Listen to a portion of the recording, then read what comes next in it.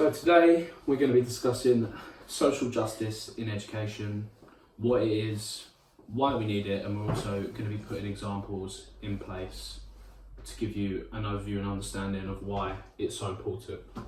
So social justice is either to do with individual needs or catering to the needs of society according to wealth. And there are three key principles of social justice. Treating everyone by merit, such as the rewards. Treating everyone by their needs, so their individual needs, e.g. home life, all sorts, disabilities, etc. And then finally, treating everyone equally. And later on we're going to discuss an example which could also show why all three it also could interlink. But why do we need social justice?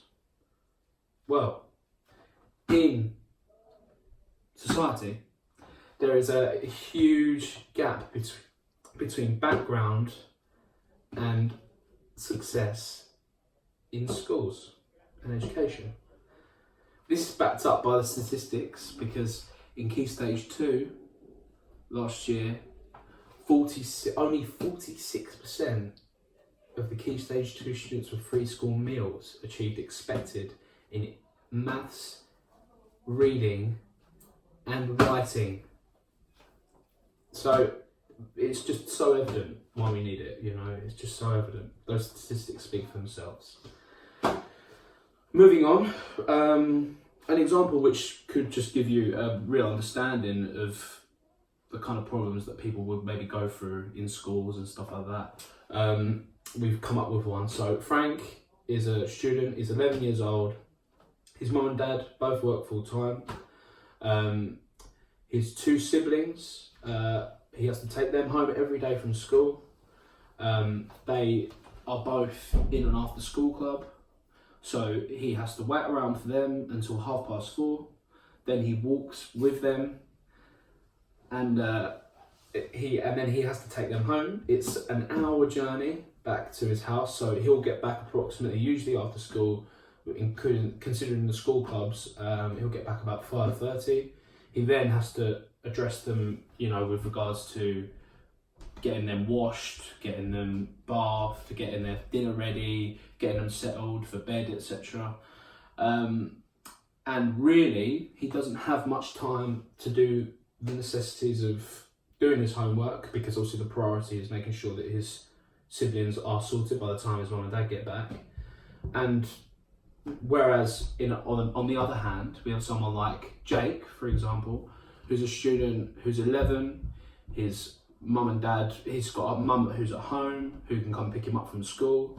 He goes back, he's got no other siblings, so everything is provided for him. He's got all the time in the world. He can be provided with help from his family members. So he's got all the things in place that you need to do your homework, to do his homework on time and effectively. Whereas obviously Frank doesn't have that. So when we're going into schools, and when they both go into school, they won't have, obviously the teacher will see Frank and they'll see Jake, and they'll see Jake's homework done very effectively and very well.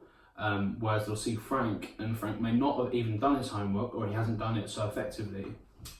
And at this point, this is where social justice comes in. So they need to consider treating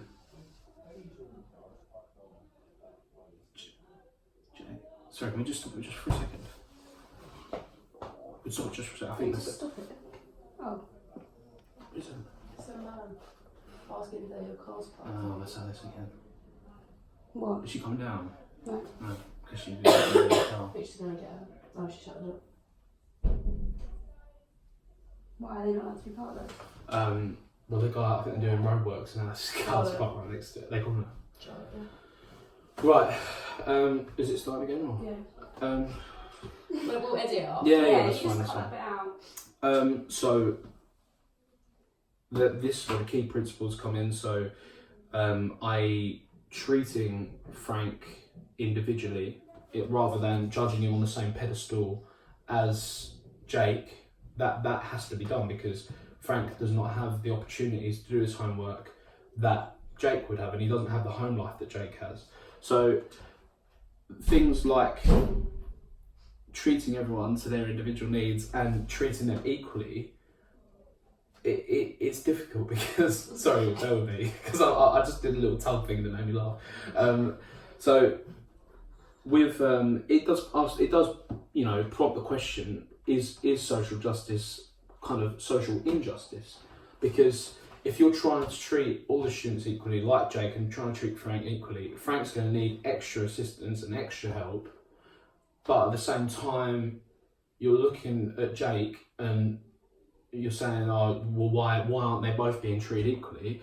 Well, Frank isn't being treated equally because he doesn't have the same opportunities as Jake does. So it is, in a way, it's social injustice, and there is an imbalance there to the way that they're providing the students with the resources and assistance.